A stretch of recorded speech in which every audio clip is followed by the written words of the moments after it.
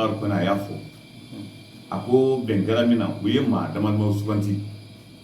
ka olu bila k'a kow kɔlɔsi ni nin bɛɛ kɔfɛ ni min y'a tiɲɛ k'u bɛ ka fɛɛrɛ bɛɛ lajɛlen tigɛ u bɛ se ka mobili fila bila sisan ka taa mairie la ka moto damadama bila ka taa mairie la n'u bɔra mairie la a y'i kinu ye dugu kɔnɔ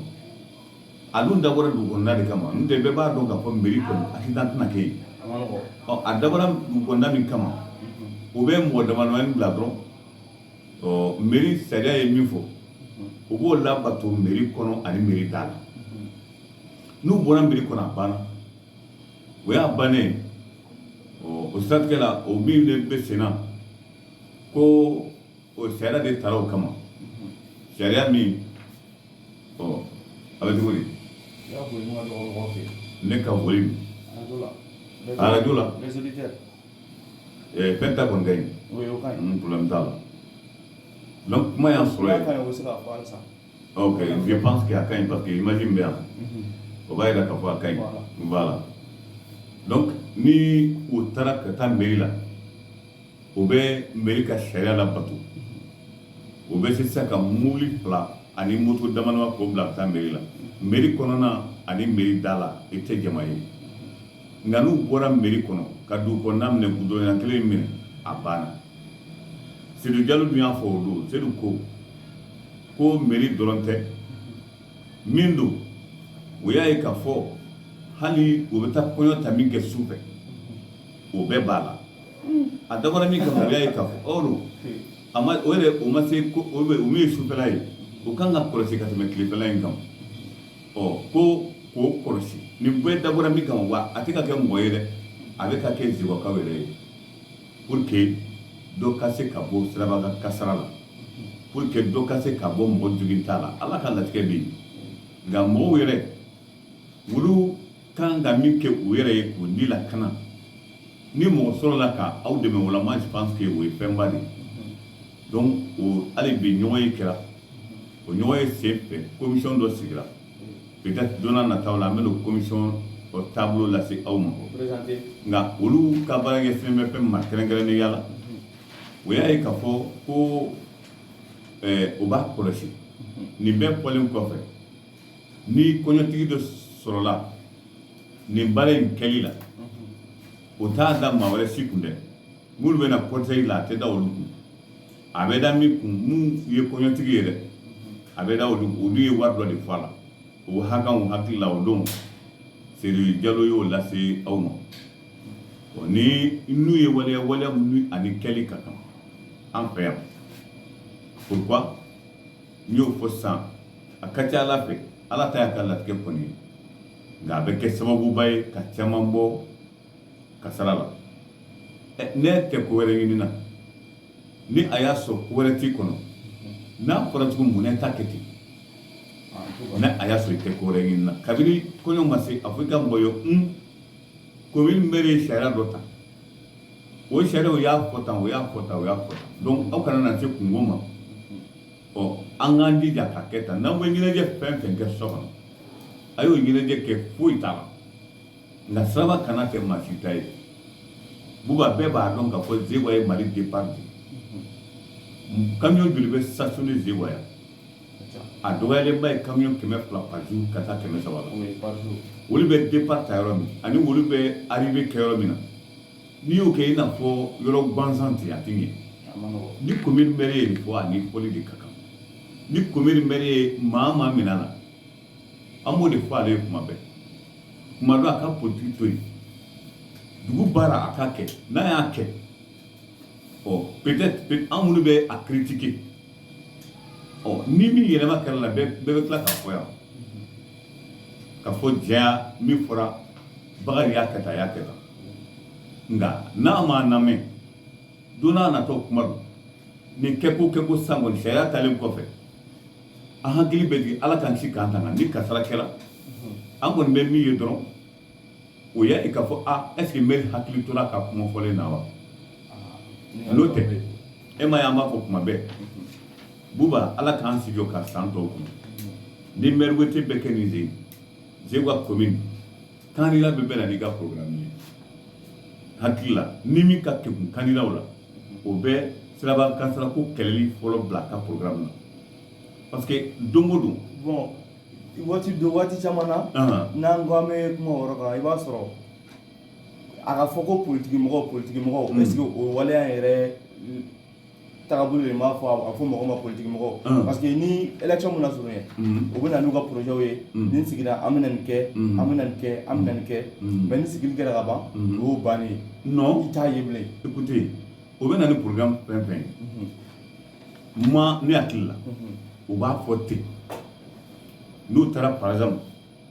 e ka quartier kɔnɔ u bɛna fɔ ten k'a fɔ ten papier t'u bolo dɛ papier min b'u bolo i b'a sɔrɔ o labɛnnen don bigi la k'a sɛbɛn i n'a fɔ an filɛ ka nin min kɛ tan an b'a noter k'an hakili to a la mais document labɛnnen k'a documenter o labɛnnen k'o di e yɛrɛ ma en tant que en tout cas e min k'a lase e k'o kalan k'a dossier bila yen moi je pense que o de ɲɔgɔn tɛ n'o tɛ kuma gansan o ye campagne kuma ye o e ma ye an ka maire bɛ ka siran ko n'ale y'a kɛcogo la dɔrɔn n'ale ko k'a bɛ kɛ candidat ye siɲɛ wɛrɛ mɔgɔw tɛna sɔn a la o y'a sɔrɔ c'est le contraire n'a y'a kɛ ka ɲɛ hali n'a ko k'a bɛ kɛ Sénat ye Mali la an b'a ɲini ka d'a ma o tɛ juguya o tɛ fariya o tɛ foyi ye quand tu travailles bien walahi mɔgɔw bɛ sɔn ye fo n'i tɛ ka kɛ tiɲɛ kan n'i b'a ye kɛ tiɲɛ kan kama k'i si t'a la mais ni e ko que attention n bɛ na n nege bɔ mɔgɔw la bon n'i ma kunnaja e nege tigɛ i nege i hakili la k'i bɛ min kɛ k'a bɛ dɔn an mako t'o la koyi an bɛna kuma da sɔrɔ i kan c'est-à-dire an bɛna kuma fɔ e ma e ye o don campagne don e tɛ se ka min jaabi pour éviter ça tout le monde a le temps ɔ élection n'a kɛra kɛfɛn ye ɲa bɛɛ ka na n'i ka programme ye an kunnafonidila kɔni b'a fɔ na n'i ka programme ye n'i ma na ye an b'a fɔ fana k'a fɔ ja programme t'e bolo ni programme t'i bolo jɛgɛkaw fana an bɛ ko kalama sa dɛ an y'o de jaabi di an y'a fɔ et que il faut que mɔgɔw k'o bila u kunkolo la la commune de Zegoua bi in na maa ba 30 ou bien ba 40 kɔ Zegoua dugu kɔnɔna dɔrɔn taara o ka ca ni maa ba 30 ye min bɛ voté a t'a diya mɔgɔ ba 10 ani walima maa ba 20 bɔ ɲɔgɔn kɔ nka min bɛ Zegoua yan dɔrɔn taa maa ba 10 ani 2 bɔ ɲɔgɔn kɔ la donc c'est pour vous dire que ko in gɛlɛya bɛ Zegoua yan donc an bɛ nin fɔ critique ko tɛ k'a fɔ an bɛ mɔgɔ contre la c'est pas ça donc an b'a laɲini ye min ye gɛlɛya min b'an kan bi n'a kɛlen bɛ ka adamaden jɔrɔ k'a hami o de ye siraba kasara kɛrɛnkɛrɛnnenya cortège nasiraw la o de kɛlen bɛ k'an sɛgɛn bi kosɛbɛ an tun jɔrɔlen don n'a fɔra ko 31 décembre o dugujɛ kɔni tun ye sukasi de ye nka o bɔra la sisan an jɔrɔna ko ye fɛn min ye o ye n'est-ce pas cortège nin hali imam y'a fɔ a sera dugutigi ma dugutigi kuma maire fɛ walasa dɔ bɛ se ka bɔ siraba kasara la cogo min na cortège la dugutigi y'a fɔ olu a y'a fɔ Sedi Jakite ɲɛna k'a fɔ a ja nin kɛlen bɛ ka bɛɛ degun a kamana na donc o la nin baara min filɛ n'a a daminɛlen filɛ an b'a ɲini Zeguwakaw fɛ u k'u hakili to cortège ko la cortège e min ye kɔɲɛtigi ye i b'i hakili to a la k'a fɔ attention ni nin ko tiɲɛna ne bolo e de ta ye a kungo ye sani ka s'o ma kabini sisan je pense bien o kɛlen bɛ ka fɛɛrɛ tigɛ a kama Buba Sanu c'est dit. Ok, an bɛ na ni ce. Voilà. Ok, faamuyali sɔrɔla o walawalali la an bɛ tɛmɛ an bɛ taga ɲɛ. Ji kelen dan ka bureau kɔfɛ bureau minnu kɔnɔ. An bɛ tɛmɛ an bɛ taga ɲɛ an bɛ na an ka jamana kunkanko kibaruyaw la ka fara an ka jamana ka fara ɲɔgɔn kan jɛkulu an b'a kun kɛ civil tan ka taa yen ok comme o ye bannen ye voilà donc an bɛ na o la donc an y'a mɛn ko an ka jamana ɲɛmɔgɔ k'a tun bɛ kulukoro kan walima a yɛrɛ bɛ yen a ko bɛ cogo min na an bɛ fɛ ka walawalali sɔrɔ o ko la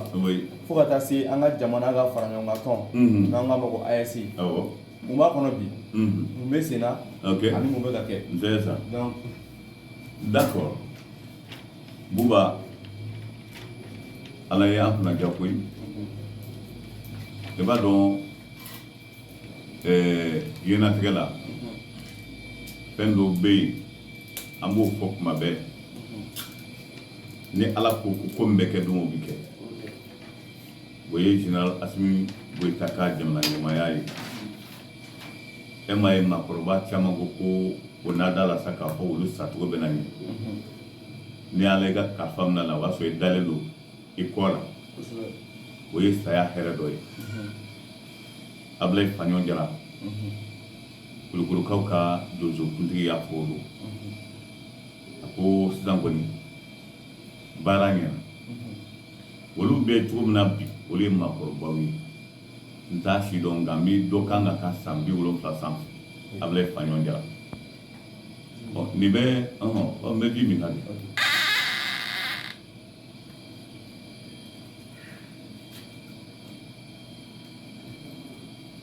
i y'a jɔ wa? a bɛ don jibi tan na ka kuma na a mana kuncɛ n'ale ye bale bien donc Ablaye Fanion Jara a ye nin kunnafoni di a kɛra cogo jumɛn na jamana ɲɛmaa Général Assimi Goïta ka bolodaliw la a bɛ se région nin bɛɛ la hakili la caman bɛ ɲini ka k'a la a taara Kucala a nana Sikaso a taara Kayi a ye Bamako kɛ hakili la a tɔ ye minnu ye n da ma se minnu ma o bɛna kɛ Kulukoro tɛ olu bɛna ta ye Kulukoro kan ka kɛ a facɛ ka sigiyɔrɔ ye maa b'a fɔ k'a fɔ o ye a dɔnyɔrɔba ye n'a kan ka kanu fɔlɔ filanan kan ka bɔ yen i b'a dɔn an bɛ nin fɔ kuma bɛɛ mɔgɔw a bɛ tɛmɛ mɔgɔw hakili kan Général Assimi Goïta n bɛ dan ale la kuma in na parce que ala ka ci ala ka fɛn kɛlen ayi ni ala o kelen tɛ foyi tɛ se k'o jɛngɛ n'o tɛ Buba kabiri Général Assimi Goïta nana jamana ɲɛmaaya la janfa min na bɛnna a kama sa janfa min na bɛnna Mali kama n'i y'a ye o bɛɛ bɛ ka tiɲɛ i kan k'i ta bila n'i tɛ politique mɔgɔ ye kɔni parce que ala y'an dan ka politique mɔgɔ fana dan ma olu ye a kɛra i n'a fɔ an tɛ diɲɛ kelen kɔnɔ n'o tɛ ni Assimi nacogo lajɛ fanga la min b'i kɔnɔ i kan k'o bila k'i ɲɛsin a bɛna mun fɔ a bɛna mun kɛ an k'an tilen o ma an bɛ degré min na bi yarɔ buruburu kumani ka ca kosɛbɛ nka a ye bɛɛ latigɛ o don a ko kɛlɛ min ni Mali b'a la an bɛ kɛlɛ de kɛ fo ka s'a dan na a bɛ kɛ pour que a b'a fɔ kɛlɛ bɛ so kɔnɔ kɛlɛ bɛ kɛnɛma o ma nɔgɔn dɛ bon Assimi ye nin bɛɛ fɔ i b'a dɔn a la k'a fɔ a bɛ kuma min na a bɛ sɛbɛ yɛrɛ de la ni a y'a sɔn kuma min bɛɛ bɛ fɔ tubabukan na tubabukan ka n'o dɔn man di bamanankan ye a filɛ ka minnu fɔ tan n'a fɔra ye n'a sɔrɔ an ye tubabukan mɛn k'a ka fɔ tubabukan na o de ka nɔgɔn nka a bɛ faamu an bɛ degré min na komi bi a tun bɛ Kulukoro a y'a fɛla bɛɛ fɔ a ye baarabaw kɛ nka an bɛ min ta Kulukoro ko in na a ye min fɔ san 2025 kɔnɔna na k'a fɔ a y'o dédié a y'o bila k'a sanga k'o di Seko ani Dongo o k'o san ye i bɛ ko in lajɛ k'a fɔ a y'o min fɔ a da la a bɛ ka o baara daminɛ ka ban a y'a fɔ o don Kulukoro ko Seko ani Dongo Kulukoro mara la olu ka so olu ka bulon a taara fara fɔlɔ da wa ka tila k'a fɔ ko a ye kalo 6 de di walasa a ka ban pour k'a ka teliya c'est pour vous montrer k'a bɛ a sɛbɛ yɛrɛ de la a bɛɛ ye sɛbɛ yɛrɛ mais a ye nin min fɔ kabiri kumajan fo ka don dɔ kɛrɛnkɛrɛn ka bila ma numan in na malo novembre 14 novembre o de don wa don dɔ kɔni walima 11 novembre en tout cas don dɔ don don min n'a y'o kɛrɛnkɛrɛn k'o kɛ an ka ladalamaw olu ka don ye dugutigilakaw ladala ɲɛmɔgɔkɔrɔw ka olu ka don don ba la donc nin bɛ mun fɔ an tɔw ye an minnu ni an wolola peut-être Moribo tile la a bɛ anw sawa pourquoi foyi tɛ k'an sɛgɛn Buba i b'a jateminɛ hali an bɛ bɛsi min don bɛɛ tɛ se k'a don n'i y'a ye mɔgɔ min na bɛɛ b'a fɔ a nin tɔgɔla mɔgɔ ye o dun t'o kɛ tɔw ye abada alors ni an seginna an yɛrɛ ma i n'a fɔ an tun bɛ cogo min na an mɔna cogo min na hali n'a bɛɛ ma se ka kɛ a bɛɛ kɛli ma nɔgɔn n'o tɛ ni caman kɛra la an denw k'a dɔn k'a fɔ attention ne ye wasolonka ye ne fa bɔra wasolo tabiya filɛ hakili a dabɔra o de kama bɛɛ k'i jija o misali de bɛ Général Assimi Goïta bolo ko an ka segin an ka k'an yɛrɛ ta ye wa jamana o jamana sigida o sigida n'i y'a yiriwale i b'a sɔrɔ a tigilamɔgɔw u m'u ka taabolo bila a y'a bɛɛ fɔ o don a ko an y'an ka taabolo bila an tɛna kɛ ni tubabuw ta ye an yɛrɛ y'an ta bila ko jirikuru mɛn o mɛn ji la a ti kɛ bama ye abada Kulibali de filɛ o la ni a ka kugolo t'a la o don a ye fɛn caman yira maliyɛn mɛ kɛrɛnkɛrɛnnenya la diɲɛ maa la parce que nin ladala kokɔrɔ min filɛ k'a daminɛ a b'a fɔ k'an ka bɔ an ka kura in na an ka segin an ka kɔrɔlen na o ma nɔgɔn dɛ ale filɛ ka kuma fɛn fɛn cɛ ma fɛn fɛn sigilen bɛ nin waati in na tribune ani siège kan n'i y'o olu ta kɛmɛ kɛmɛ o fanba bɛɛ ye tubabu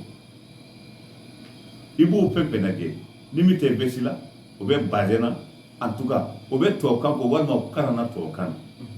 i ma ko gɛlɛya yɔrɔ ye olu caman bɛ an y'a fɔ anw bolo an minnu ye kunnafonila ye en tout cas sigida la les radios de proximité an tɛ bamakɔkaw jalaki an tɛ fanga tigilamɔgɔw jalaki nka général ye min fɔ ta Général Assimi Goïta nin kɛli ka ɲɛ an m'a ban k'a fɔ o kana lajɛrɛ kɛ Bamakɔ dɛ mais ka nin kɛ k'a waleya k'a kɛ ka ɲɛ walahi togodalamaw de don olu de b'a dɔn olu de b'a taabolo dɔn olu de b'a tana dɔn mais n'u y'i sigi Bamakɔ ka réunion kɛ Bamakɔ k'a bɛɛ ci tableau ni papier kan o y'a sɔrɔ a dɔnbaga a kɛbaga gɛrɛgɛrɛ o minnu kan ka ɲininka a la n'olu ma ɲininka dun ɲininkali bɛ yen est-ce que Général Assimi Goïta ye laɲini min kɛ a bɛ se ka kɛ wa a bɛna kɛ kɛcogo jumɛn na ye walima taabolo wɛrɛ bɛna di an ka segin an yɛrɛ maa ma ye wa parce que minnu taara réunion kɛ tan n'a bɔra donso la an kɔni y'an ka laadalafɛn olu kɔni kana nka maa kalannenbaw olu yɛrɛ de sigira k'a boloda ta olu dun ye tubabuw de ye foyi t'o bali donc an kamana ganyɔrɔ de filɛ nin ye o mun n'olu kan ka mɔgɔw kalan olu yɛrɛ t'a dɔn n'i t'a dɔn aw bɛna taa o ko di cogo jumɛn aw bɛ taa n'o ye min moi j'allais comprendre que o ka fɛɛrɛ kɛ ka ni a y'a sɔrɔ lajɛrɛ wɛrɛ bɛ kɛ de ye u jiginna cogo min na ka ɲɛɲini kɛ dugumala ye i n'a fɔ assise nationale kɛra cogo min na u ka segin ka na an ka sigida la an ka laada a tun bɛ kɛ cogo di a y'a fɔ an ɲɛna an k'a fara ɲɔgɔn kan n'an taara n'u ye Bamakɔ k'o ta o di en tout cas commission dɔ ma Bamakɔ olu ka baara kɔ o de ka fisa k'a dɔnbaga gɛrɛgɛrɛw ta n delila ka nin fɔ an ka ministre dɔ ɲɛna a mɛnna n ko monsieur le ministre Mali bɛ nin ka taa k'aw dan a ko cogo di n ko bon aw bɛ ka fɛn fɛn fɔ kelen a bɛ k'a bɛ fɔ tubabukan na maliyɛn joli de bɛ tubabukan mɛn o ka dɔgɔ dɛ n'i ye maliyɛn ta 100 min bɛ tubabukan mɛn waati kɛra maliyɛnw wulila ka mankan caya o tɛ mun ka journal justement bon hali ni bɛ ka kuma bamanankan na o sɔrɔ bɛ ka yɛlɛma tubabukan na voilà o bɛ kɛ an b'o faamu o waati la parce que o y'a sɔrɔ an bɛ nanzaraw bolo mais bi an kɛlen an yɛrɛ ta ye n'an ko ten est-ce que u tɛ fɛɛrɛ ɲini a la ka a dɔn minnu bɛ ko ninnu dɔn an ka yɛrɛ kiliya in dɔn an ka taabolo kɔrɔ dɔn an ka laadalafɛnw dɔn o ka ɲini o fan fɛ n'o tɛ an bɛ taala taa min na tan i y'a bila yɔrɔ min an b'a ta yen o don ne bɔra ka dɔ ka tubabukan na mɛ il parle bien le français a bɛ ka kuma ko nin kan kosɛbɛ mais ale yɛrɛ t'a dɔn c'est un problème donc anw bɛ nin fɔ n y'a fɔ débat la o don n ko nin an bɛna an fɛla fɛ ne ɲɔgɔnna cayara an fana tɛ denmisɛnnin bilen anw de b'a dɔn misali la n'i ko ko wasolo aw ka hakɛ to wasolo bolokoli cɛmani boloko tun bɛ kɛ cogo min na fɔlɔ ne y'o donba k'i ye sa i dabali bɛ ban anw de b'o dɔn o tɛ se ka kɛ bilen hali n'a bɛ kɛ a dɔnbaga min bɛ Bamakɔ ye o man ca tugun dɛ olu bɛɛ kɛra tubabu ye donc jamana ɲɛmaa ka hakilina filɛ Kulukoro taga ne bɛ min fɔ a la a ye kan ka bɛɛ sɔn hakili la a kan ka politique mɔgɔw sɔn hakili la parce que jamana ɲɛmaa hakilina ye min ye san 2025 vraiment k'a kɛ seko ani dɔnko o san ye wa an bɛna kɛ cogo jumɛn Buba an yɛrɛ fana b'an ka sigida la yan Zego walima Kajuru an bɛna kɛ cogo di ni sanfiɲɛ wulila i b'i kunden de jɔ an bɛna an sigi ten wa walima min fɔlen filɛ walima min fɔlen filɛ nin an bɛna mun kɛ c'est ça la question ne ka question de filɛ min bɛ kɛ dɛ ne a y'a sɔrɔ min bɛ ka fɔ n'o ye tiɲɛ ye an bɛ k'an jija an ka dɔ kɛ an yɛrɛ an ka segin an yɛrɛ ma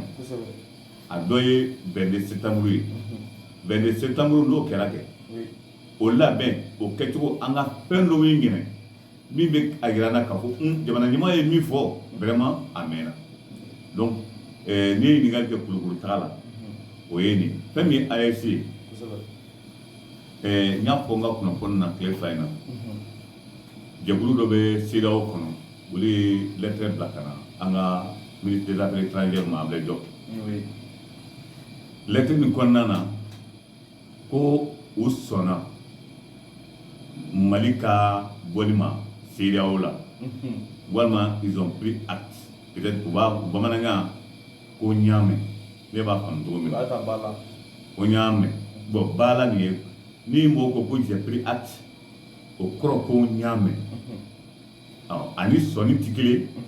wa a ma ba fana alors ni o lettre dira min ye an gan an kamana na jamana saba de jɛra ka nin papier don don kelen k'a déclarer don kelen k'a signer don kelen ka taa n'a ye an bɛ ka ɲininkali kɛ halisa yali lettre min dira Mali ma o a dira jamana saba nin tɔw ma wa walima n'a ma kɛ ten pourquoi don Mali nanzara a fɛrɛ ka ca o de la an ye u ka kunnafonidila dɔ lamɛn sɔgɔma ale ye min fɔ o fɔtuguni ka ɲi dɛ a ko danaya bɛ gɛlɛya sisan AES jamana ani CEDEAO cɛ a danaya a ma nɔgɔn tugun kama sɔrɔ ko caman fɛ fɛn min kɛra Mali ni Burkina Faso Niger la CEDEAO sigilen ɲɛna o tɛ a permettre jamana AES jamana ka sɔn CEDEAO ye o tɛ kelen ye CEDEAO jamana ɲɛmaaw ye min kɛ Mali Burkina Faso ani Niger la diɲɛ sigilen ɲɛna a bɛ gɛlɛya AES jamana ka da CEDEAO la dɔ ye kuma min kalifala min na bi kunnafoni kunda n'ale ye kodɔnbagaba maa kalanenba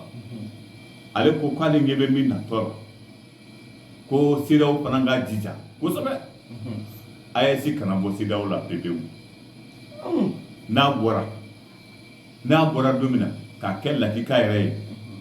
ko o b'a yira k'a fɔ CEDEAO ko fana daga jiginna o don n'i y'a jateminɛ kɛrɛfɛ kuma caman y'a yira sa k'a fɔ jamana min bɛ negelen don AES nɔfɛ o ka ca dɛ nka n'i ye min fɔ a ko ale hakilina ye min ye o y'a ye k'a fɔ CEDEAO ka sɔn AES ka bɔ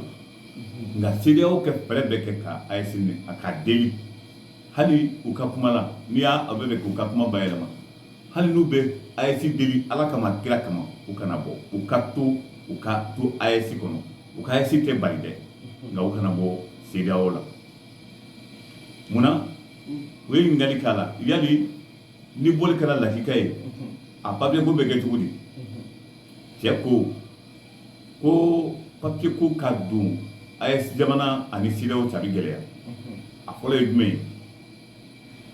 jamana minnu bɔlen filɛ CEDEAO la u bɛɛ bɛ UEMOA la UEMOA dun sigira jamana kɔnɔdenw u ka taakasegin yɛrɛ la kɛrɛnkɛrɛnnenya la ani sɔrɔw la u jɛra nafolo kelen na ko hali ni AES bɔra CEDEAO la ɲangili si tɛ se ka ta AES kama k'a to UEMOA la donc ko ka fɔ de ko maa bɛ se k'i to CEDEAO ka se ka AES maa dɔ ɲangi k'o tɛ se ka kɛ donc min ka fisa u nana min ye u ka jate la ko AES ye keguyaba kɛ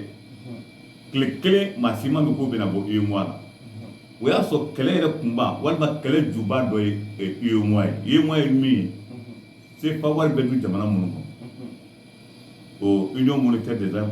l'Afrique de l'Ouest, n'est-ce pas? UEMOA, ok. Voilà, Union monétaire, en tout cas, Warko, clairement, jamana minnu ɲɔgɔn cɛ. O tile kelen AES ma fɔ k'a bɛna bɔ UEMOA la. N'a tun ko k'a bɛ bɔ UEMOA la, k'a bɛ bɔ CEDEAO la o kɛlɛ ka jugu ni nin bɛɛ ye wa o ko ka gɛlɛn kosɛbɛ ka tɛmɛ nin kan n'o tɛ nin cogo la jamana caman bɛ yen olu bɛ CEDEAO la u tɛ UEMOA la par exemple Nigéria bɛ ten o min jama ka ca ka tɛmɛ a tɔ bɛɛ kan Nigéria bɛ ten Ghana bɛ ten Libéria bɛ ten Sierra Leone bɛ ten ani hali Cap Vert fana bɛ ten olu tɛ n'est-ce pas UEMOA la olu tɛ CFA dun jamana 8 de bɛ CEDEAO kɔnɔ minnu bɛ CFA dun donc ko ni u bɔra CEDEAO la u tɛ foyi tiɲɛ u ye fo ni u bɔra UEMOA la ka d'a kan sariya dɔw bɛ UEMOA kɔnɔ o sariya yɛrɛ fana tɛ CEDEAO kɔnɔ donc o b'a jira k'a fɔ Mali ni Burkina ani Niger u ka nin bɔli ko a bɛna CEDEAO sɛgɛn kojugu ka fara o bɛɛ kan ale yɛrɛ ka kuma la ko ale ɲɛ bɛ min natɔ la nin kɛra kunnafoni so dɔ de sanfɛ bi k'ale ɲɛ bɛ min natɔ la ko CEDEAO ka fɛɛrɛ bɛɛ kɛ u ka kana gɛlɛya dabila u ka u ta nin bila u ka a lajɛ bɛncogo jumɛn bɛ sɔrɔ ko in na n'o tɛ ko CEDEAO ko bantɔ don est-ce que o yɔrɔ la ni an ka m'o ko sama u bɛna kɛ taga ɲɛ yan bawo n'i bɛna ko kura dilan i bɛna ni fɛn kuraw de y'a kɔnɔ ka na ni maa kuraw de ye mais n'i ye tɔnkɔrɔ ci k'o tɔnkɔrɔ kelen maaw ta k'a bila tɔnkɔrɔ kunna est-ce que o t'o ko kelen ye yan c'est là la question parce que peut-être minnu fana dɔnnen don ko olu yɛrɛ a kɛlɛtigiw ye CEDEAO kɔnɔ o dɔnnen don jamana dɔw bɛ an kɛrɛfɛ jamanaw la u y'a cité Côte d'Ivoire b'o la Benin b'o la Sénégal tun b'a la nka Sénégal nana taabolo min ta maa t'a taabolo jɔnjɔn dɔn dɛ parce que nka o taabolo nin b'a jira laban in na peut-être hali Basiru Joma Jakar Fayi taabolo maa bɛ ɲugun o la nka maa bɛ da Ousmane Sonko ka taabolo la parce que peut-être Basiru Joma Jakar Fayi bɛ fɛn dɔ fɔ ten a bɛ tɛmɛ nka ni Ousmane Sonko y'a fɔ ayi bɛɛ b'a da la ka fɔ attention a kuma na ninnu ka ko fana o kɛra i n'a fɔ Assimi Goïta ka jamana ɲɛmaaya ni Ousmane Sonko ni Basiru Joma Jakar Fayi ye jamana ɲɛmaaya la Sénégal o ye koba de ye donc nin bɛ nin cogo in na tan jamana dɔ sira kelen de b'olu ma k'a fɔ ko olu tɛ gɛlɛya min bɛ yen a gɛlɛya fanba olu de bɛ n'a ye CEDEAO kɔnɔna na an y'o mɛn hali u ka lajɛ dɔw kɛra kunnafoni min bɔra a kɔnɔna na kunnafoni dɔw ma nɔgɔya fiyewu a kɛra k'a fɔ ko u ka débat dɔ bɛ yen u b'a fɔ min ma ko huis clos o yɛrɛ dama a bɛ kalaya kuma dɔw la fo u bɛ vɛsiw bila kɛrɛfɛ k'a bɔ kɛnɛma fɔlɔ ka fiɲɛ minɛ o bɛ b'a la donc ni jamana dɔw yera ten i b'a ye CEDEAO yɛrɛ kɔnɔ jamana caman tɛ ten ten bilen e ma ye angilɛ fɔ jamanaw sigilen bɛ k'a lajɛ ten wa Nigéria b'a ta sɔrɔ yɔrɔ min na Nigéria ale ye CEDEAO yɛrɛ président la bi tan n'o bɔra o la don o don i bɛ kuma wɛrɛ min ni si tɛ kelen ye ale taara Emmanuel Macron fɛ o don Emmanuel Macron ye fɛn bɛɛ fɔ a ye ka fɛn bɛɛ d'a ma i n'a fɔ an ka politimɔgɔw filɛ yan cogo min na Macron ye nafolo di an ka politimɔgɔw ma ni wariko de b'a kɛ a ye taa wari filɛ nin ye miliyari ko kɔni tɛ miliyari caman taara ka d'u ma a ye taa fɛrɛ bɛ ka ESCO nin dabila fɛrɛ bɛ ka nin ka fanga Abuja o kelen de fɔra Nigéria ye c'est pour que Tchad ye Nigéria accusé k'a jira k'a fɔ i n'a fɔ Abdramane Tiani y'a fɔ cogo min na min bɛ Nigéria bɛɛ b'a dɔn a dogolen tɛ maa si la donc o labɛn min bɛ yen ko an ka labɛn Abdramane Tiani y'a fɔ jamana minnu ko ko olu ka sɔrɔsiw bɔra ko o bɛna farafin sɔrɔsiw gɛn ko kalon don Tchad ta o kɛra tiɲɛ bi an bɛ se ka da Tchad ta la hali Sénégal ta maa bɛ da o la bi parce que o ko taabolo fili tɛ tiɲɛ natɔ ma o a yɛrɛ Côte d'Ivoire yɛrɛ y'a fɔ ko gɛlɛya tɛ ale ni Faransi cɛ min bɛ se k'ale to k'a kuma walima ka farafin sɔrɔsiw gɛn walima ko wɛrɛ o bɛnn'a la de donc o bɛnkan dun Emmanuel Macron ye min fɔ ni capitaine Barama Traoré ye a lamaloya capitaine ye a bɛɛ fɔ a ɲɛna quoi a ko a ti maloya de n'a sɔrɔ a kɛ man ko hɔrɔn tɛ quoi ko ni hɔrɔn don a man ka nin fɔ ko ni hɔrɔn don a ye kuma min fɔ k'a kan ka maloya la non ni a kɛra farafinna ye walima n'a kɛra maliden dɔ ye ko nin fɔli ma jamana ɲɛmaa yɛrɛ y'a fɔ o don fana a kumaw bɛ tali kɛ ɲɔgɔn na o Assimi Goïta ko an k'an jija an den minnu bɛ na a kana na fɔ o ɲɛna ko e fa ye jamana janfa cɛ Buba de ye kumaba ye dɛ kuma in bɛ ka tɛmɛ mɔgɔw tulo kan ten e k'a kɔnte ba in Musa Mara lajɛ Bubu Sise lajɛ cɛma Ibɛri Kulibali lajɛ ni olu denw ko don k'u bɛ jamana ɲɛmaaya ɲini an bɛ sɔn wa bon hɔrɔnya la fɔlɔ Mali tun bɛ cogo min na Maliyɛn tun bɛ fantanya ta ka hɔrɔn i danbe to i yɛrɛ la i ka kɛ hɔrɔn ye i ka to i danbe la i b'o kɔrɔ dɔn k'a fɔ ko e bɛ fɛn sɔrɔ i ka hɔrɔnya kan ko mɔgɔ si tɛ ala deli o la mun tun ma gɛlɛya s'an ma fɔlɔ o y'a ye k'a fɔ an miiri mun bɛ fɔ ne kɔ yan ne salen ne dɔw kana na mɔdenya sɔrɔ n kɔ yan dɔw tun b'u yɛrɛ faga n'o ye nka Assimi Goïta ye nin fɔ maaw m'a faamu o kɛra ye kelen i n'a fɔ Capitaine Ibrahima Traoré min fɔ a tɔgɔ ko di Emmanuel Macron ɲɛna je pense que AES ko la ko nataw don dɔ la an bɛna don a détail chaque fois a bɛ évoluer chaque fois a bɛ évoluer hali sani k'an sen tɛnɛn don min i b'a sɔrɔ dɔ wɛrɛ bɛ mɛn n b'a la komi an ka waati a kuru a bɛ ɲina se cɛncɛn ma an bɛ ka tori ka taga émission kuncɛ yɔrɔ la an bɛ na ni ɲininkali laban ye ɲininkali laban min bɛ yen an y'a mɛn ko kuranɛ kalan tun bɛ anw bolo bi an ka dugu kɔnɔ yan anw yɛrɛ tɔgɔ la kuranɛ kalan ye mun kun don a kun bɛ ka kɛ mun kama ani mun kɛra kɛnɛ kan Buba diɲɛ tɛ foyi ye ne ka patron Jibiri Tangara tun bɛ nin fɔ kuma bɛɛ a kuma fɔ ne ma de ko Bakarimu a ko Bakarimu a jija fɛn min dira aw ma aw jija aw ta don koyi ni min y'a minɛ tuguni aw ta don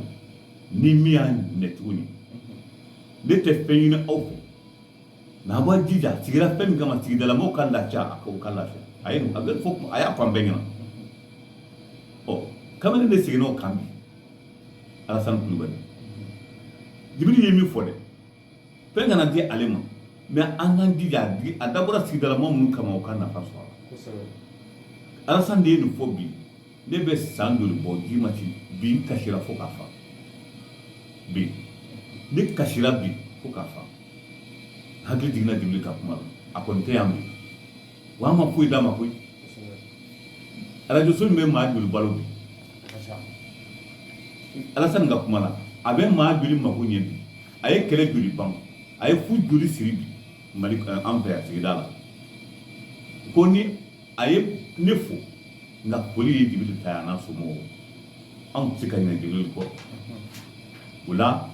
an bɛ foli se a somɔgɔw ma yan kiyanka minnu bɛ yan n'olu tun ye kuma dɔ fɔ min tɛ tali kɛ ɲɛli sira la an tɛ kɛ yan bi o nka Sayida Jabate ne sɛbɛnɔrɔma dondo kabiri kuma jan donc ni nin don sera Buba ne kasira fo k'a fɔ kasi la ne kasi man di dɛ nanga min f'i ɲɛna ne ye donso ye ne hinɛ man bon ten dɛ nka ne kasira bi o de la Ala kuma wajibi an b'a fɔ bɛɛ y'an wele k'an fo an yɛrɛ tun ko de k'an bɛna arajo bila foli la mais an nana min ye a bɛna an to hakili jigin kow la an bɛ Ala de deli dugawu min kɛra bi don Ala ka dugawu minɛ Ala ka hinɛ Jibiri Tangara la Ala k'a jigiyɔrɔ ɲɛ den dɔw b'a kɔ yan Ala k'a denw k'a kɔ ye an balimamuso bɛ yen Ina Sidibe Ala ka limaniya d'a ma an kalifalen bɛ kiyanka minnu na Sayida Jabate Ala barika la bi an bɛ Ala tanu ka barika la baasi foyi n'a ye min ma a bɛ tiɲɛ fɔ ɲɛna karima a bɛ kɛ tan a tɛ kɛ tan tant que o bɛ yen n'o de fɔ a ye tant que o bɛ yen a tɛ tiɲɛ Buba arajo wɛrɛ fɛn sɔrɔ ka di dɛ